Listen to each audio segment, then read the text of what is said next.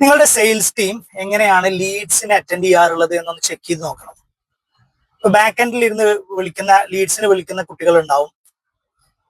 Offline സെയിൽസിൽ നേരിട്ട് പോയി meet ചെയ്യുന്ന ടീമൊക്കെ ഉണ്ടാവും. അവര് ഏതെങ്കിലും അർത്ഥത്തിൽ അതിനെ പ്രയോറിറ്റൈസ് ചെയ്തിട്ടുണ്ടോ, അതോ ഒരു സ്ട്രക്ചർ ഒന്നും ഇല്ലാതെ തോന്നിയ പോലെ രാവിലെ കിട്ടുന്നത് വിളിക്കുക, ഉച്ചക്ക് ബാക്കിയാകുന്നത് വിളിക്കുക, അങ്ങനെ ഒരു സിസ്റ്റമാണ് അവർക്കുള്ളത് എന്ന് എന്ത് ചെയ്യണം, വളരെ കൃത്യമായിട്ട് പഠിക്കണം.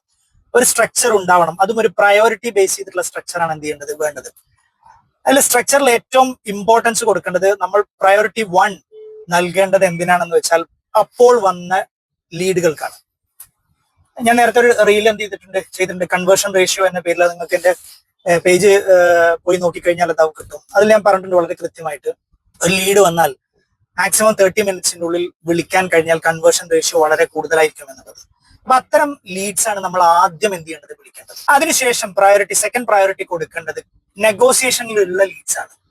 നേരത്തെ വിളിച്ചിട്ടുണ്ട്, അവർക്ക് കോട്ടൊക്കെ ഷെയർ ചെയ്തതിനു ശേഷം നെഗോസിയേഷൻസ് ആരംഭിച്ചിട്ടുണ്ട്. ആ ലീഡ്സിനെയാണ് നമ്മൾ സെക്കൻഡ് പ്രയോറിറ്റിയിൽ വിളിക്കേണ്ടത്.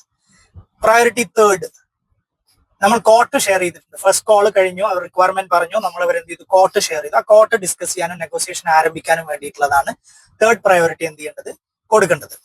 പിന്നെ 4ാമതാണ് നമ്മൾ എന്തിനാ പ്രയോറിറ്റി കൊടുക്കേണ്ടത്, ചാൻസസ് ഉള്ള ഒരു വിളി പോയി നമുക്ക് അതിലൊരു സ്കോപ്പ് തോന്നുന്നുണ്ട്, പൊട്ടൻഷ്യൽ ലീഡ്സ് ആണെന്ന് തോന്നുന്നുണ്ടെങ്കിൽ അതിനെയാണ് 4ാമതായിട്ട് നമ്മൾ പ്രയോറിറ്റൈസ് ചെയ്യേണ്ടത്. അതിനുശേഷമായിരിക്കണം നമ്മൾ അത്രയൊന്നും പ്രതീക്ഷയില്ലാത്ത കോളുകൾ എന്ത് ചെയ്യേണ്ടത്, വിളിക്കേണ്ടത്. ആ അർത്ഥത്തിൽ നമ്മൾ ഇതിനെ ഒന്ന് സ്ട്രക്ചർ ചെയ്തിട്ടില്ലെങ്കിൽ നമ്മൾ എടുക്കുന്ന ജോലി വേസ്റ്റ് ആയിരിക്കും. പ്രിയപ്പെട്ട സുഹൃത്തുക്കളെ, നിങ്ങൾക്ക് ഇത്തരത്തിലുള്ള ടിപ്സുകൾ അറിയാനും സെയിൽസ് റിലേറ്റഡ് ആയിട്ടുള്ള നിങ്ങളുടെ ഡൗട്ടുകൾ ഡിസ്കസ് ചെയ്യാനും എന്റെ പേജ് ഫോളോ ചെയ്യുക. നിങ്ങൾക്ക് ഏത് സമയത്തും എന്നെ കണക്ട് ചെയ്യാവുന്നതാണ്, കോൺടാക്ട് ചെയ്യാവുന്നതാണ്. എന്നെ കൊണ്ട് കഴിയുന്ന വിധമുള്ള സപ്പോർട്ടുകൾ നൽകുന്നതായിരിക്കും. Thank U.